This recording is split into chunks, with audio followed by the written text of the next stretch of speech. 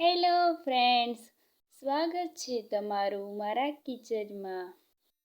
આજે હું તમારી સાથે શેર કરીશ ઓરિયો બિસ્કિટ કેકની રેસીપી પસંદ આવે તો લાઈક કરો. આવી નવી રેસીપી શીખવા માટે રિદ્ધિસ કિચનને સબસ્ક્રાઈબ કરો. ઓરિયો બિસ્કિટ કેક બનાવવા માટે મેં અહીંયા 2 પેકેટ ઓરિયો બિસ્કિટ લીધેલા છે. તેમાંથી આપણે ક્રીમ કાઢી લઈશું. તમે ક્રીમ કાઢ્યા વગર પણ યુઝ કરી શકો છો. આ રીતે મેં બધી જ ક્રીમ કાઢી લીધી છે.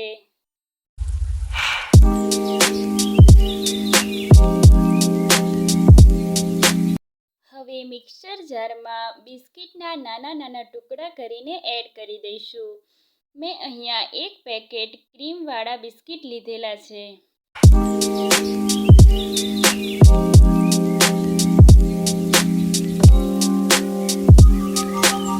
હવે તેમાં આપણે 1 કપ જેટલું દૂધ એડ કરીશું અને બધી જ વસ્તુને ગ્રાઇન્ડ કરી લઈશું. હવે બાઉલમાં 1 કપ જેટલો મેદાનો લોટ લઈશું. તેમાં આપણે ગ્રાઇન્ડ કરેલું બેટર એડ કરી દઈશું. બધી જ વસ્તુને સારી રીતે મિક્સ કરી લઈશું. હવે તેમાં અડધો કપ જેટલી દળેલી ખાંડ એડ કરીશું. સાથે તેમાં અડધી ટીસ્પૂન જેટલો કોકો પાવડર એડ કરીશું. તમે કોકો પાવડર ઉમેર્યા વગર પણ બનાવી શકો છો. હવે બધી જ વસ્તુને સારી રીતે મિક્સ કરી લઈશું.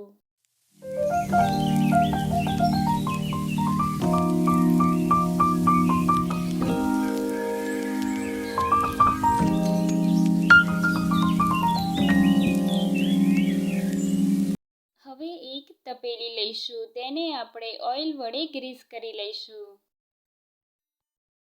હવે તેમાં આપણે થોડો મેદો ભભરાવી દઈશું. હવે મેં અહીંયા ગેસ ઉપર એક કઢાઈ મૂકેલી છે. તેમાં આપણે સ્ટેન્ડ મૂકી દઈશું. હવે બેટરમાં આપણે અડધી ટીસ્પૂન જેટલો સોડા એડ કરીશું. સોડાને એક્ટિવેટ કરવા થોડું પાણી એડ કરીશું અને બધી જ વસ્તુને મિક્સ કરી લઈશું. હવે બેટરને આપણે તપેલીમાં એડ કરી દઈશું.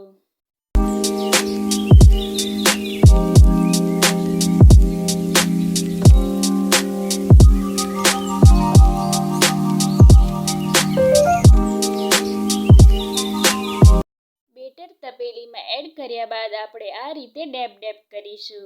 હવે આપણે કઢાઈમાં તેને મૂકી દઈશું. તેને આપણે 15 મિનિટ સુધી કૂક કરી લઈશું.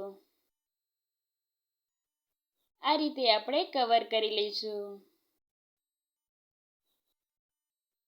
તો લગભગ 12 મિનિટ જેવું થઈ ગયું છે અને આપણી કેક બનીને તૈયાર થઈ ગઈ છે. તમે જોઈ શકો છો.